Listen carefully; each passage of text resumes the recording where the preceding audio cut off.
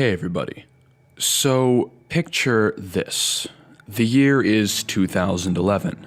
It is a dark summer evening and you've booted up your favorite beta Minecraft world to continue your survival build. You decide to venture out from your base, hoping to gather some feathers from any zombies you encounter. Your CPU isn't the best, but by now you've gotten used to the perpetual render fog that opens up as you travel and closes in behind you.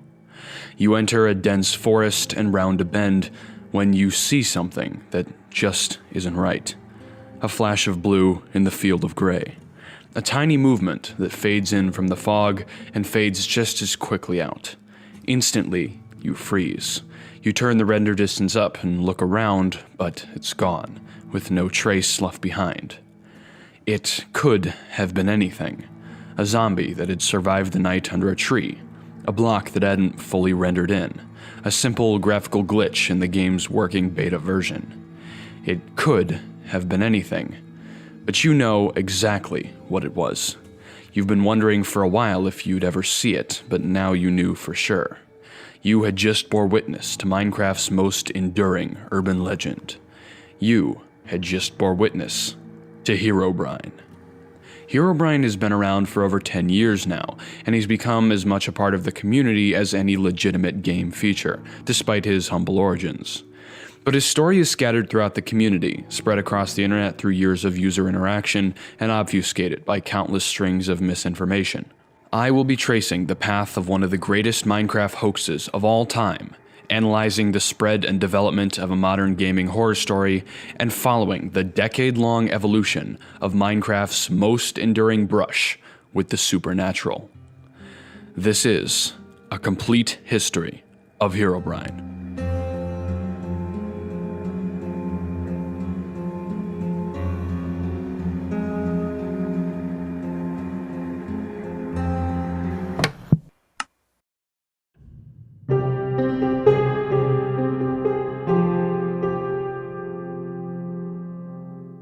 The tale of Herobrine, interestingly enough, can be traced back to a single mysterious origin point. The year was 2010. Minecraft had only existed for about a year, and the game was bare bones as it was, still in its alpha development phase. In the month of August, the game was quickly developing, and many integral features like survival multiplayer had just been introduced. This was the unexplored frontier of the game, Minecraft's Wild West, if you will.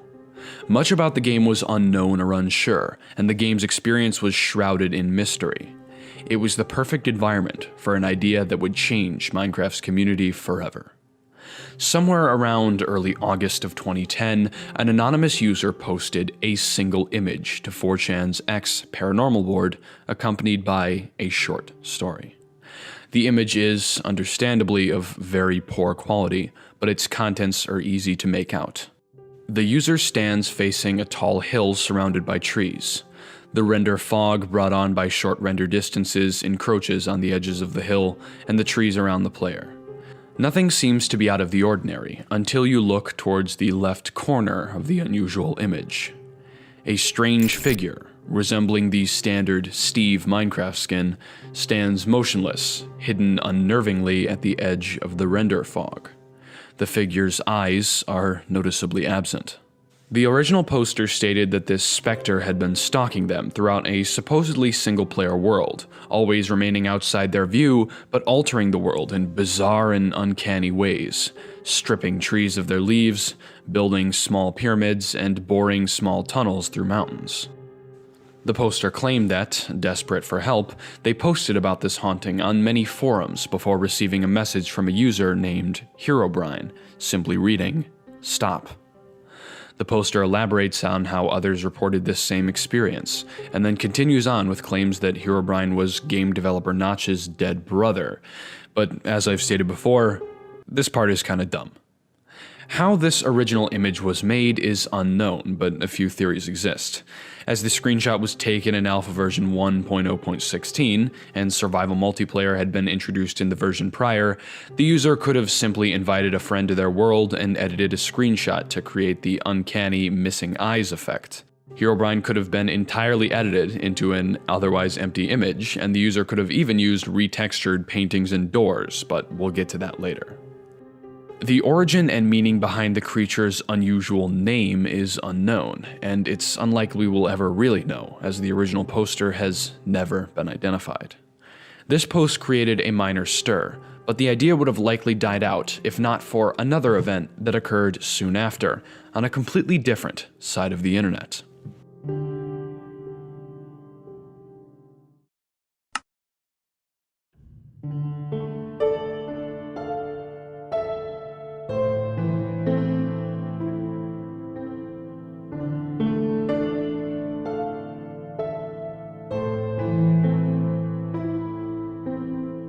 While Herobrine was making waves on 4chan, a small streamer named Copeland was streaming on the site emmasvideostream.com, which has since gone down. Around 2010, Copeland created a new stream entitled Brocraft with a friend, where he would continue to stream Minecraft. In August of that year, Copeland came across a strange story on 4chan describing a supernatural Minecraft entity. Intrigued, Copeland took a screenshot of the Minecraft world he had streamed on and quickly photoshopped this Herobrine into it.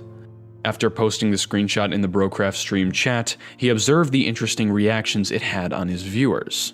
Copeland knew his next stream had to include Herobrine, and he knew just how to do it.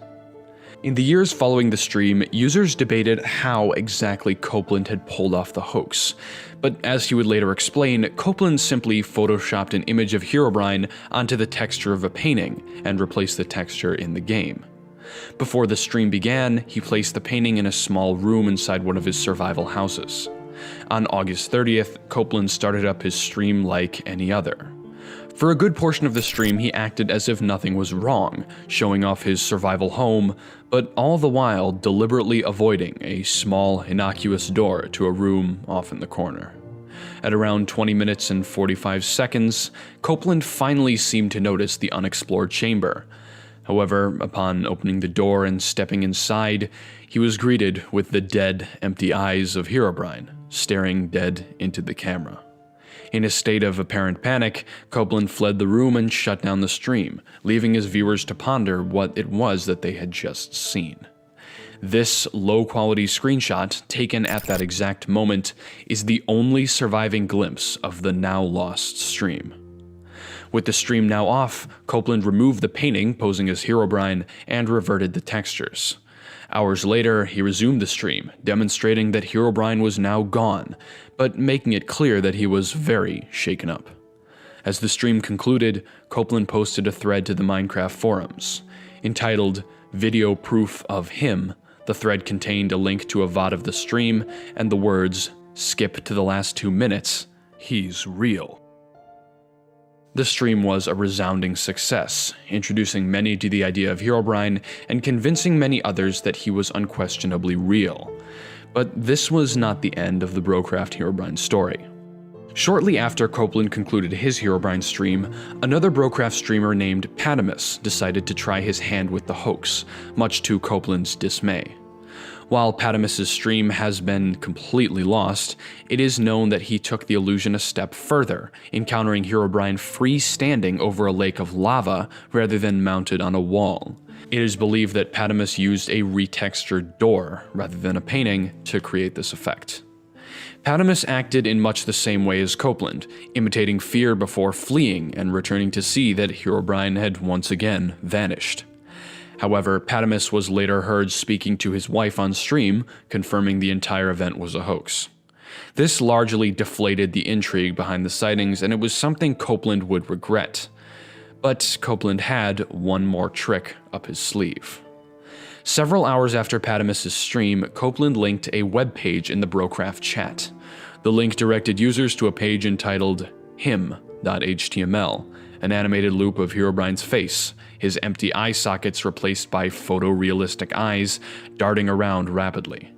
Below the face was a mix of numbers and letters, which, when organized, were revealed to be a creepypasta named Wake Up, written around 2008. With this, Copeland ended his involvement with the urban legend, although he continued to maintain an illusion of belief in Herobrine for a good while afterwards. Several months after the stream, Copeland would leave Brocraft for good. Unfortunately, both him and Patamus have largely dropped off the face of the internet. And here we come to the end of Brocraft's chapter in the story of Herobrine. The legend was now in the hands of the community.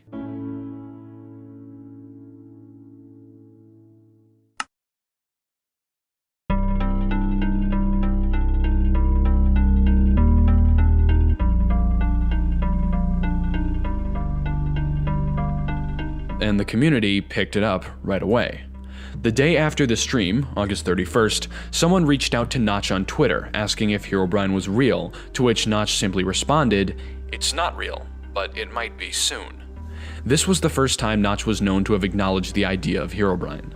Throughout the next year or so, the legend simmered beneath the surface of the community, spreading from user to user through word of mouth and hastily written stories. On May 31st of 2011, Notch posted the changelog for beta version 1.6.6. The changelog included the now famous line, "Removed Herobrine." Although it was likely added as an afterthought, this single line seemed to validate the fears of players who still believed that Herobrine had been haunting their worlds. Now, of course, this simply wasn't true. Herobrine had never existed in the first place, but the inherent mystery and intrigue of the idea that a rogue entity could be creeping around players' worlds, staying just out of reach, made the legend of Herobrine a fascinating one. As a result of this, on July 29th of 2011, a Minecraft forums user named Burner released the Herobrine mod, version 1.0.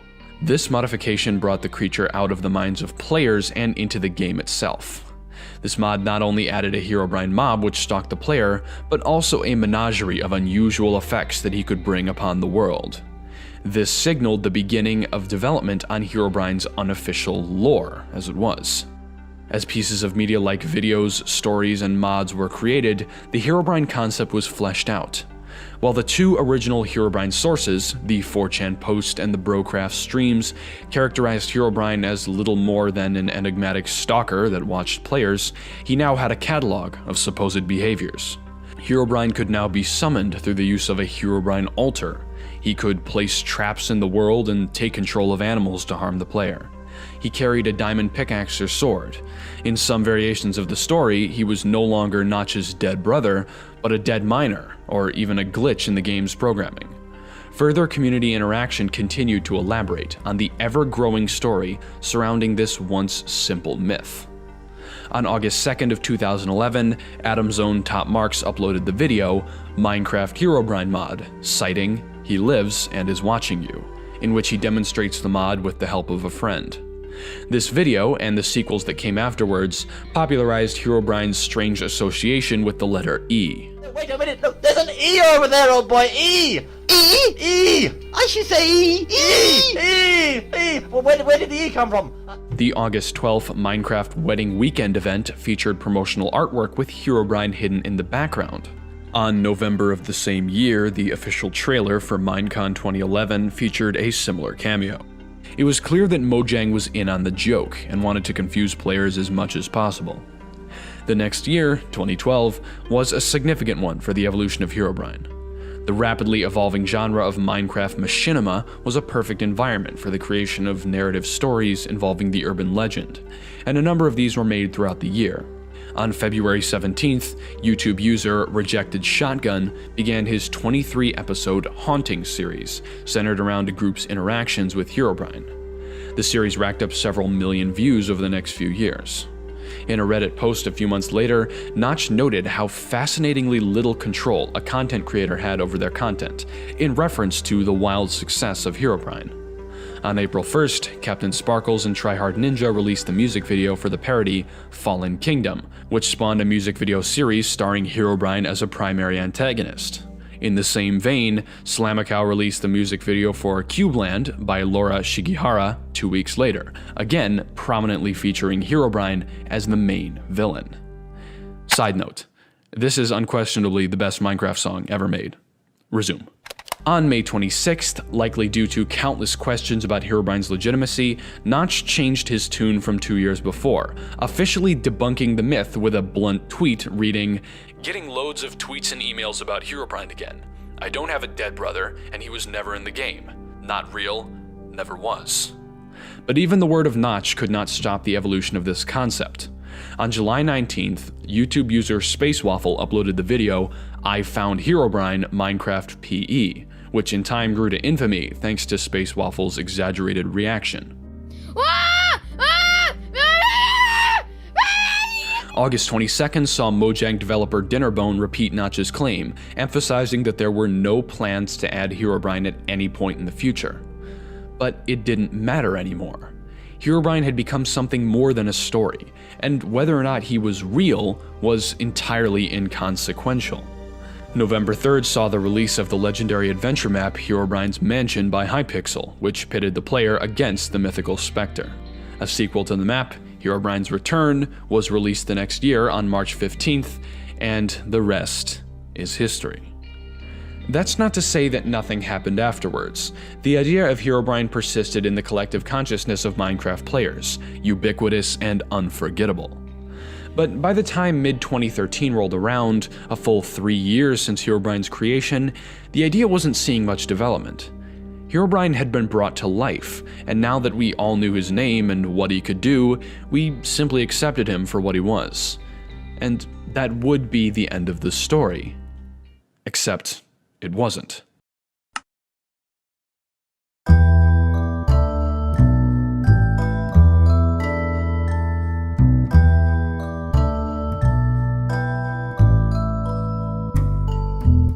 You see, as time wore on and Herobrine's 10-year anniversary rolled around, players that had grown up hearing tales of Herobrine looked toward the past, trying to uncover something about the creature that had remained hidden for all these years.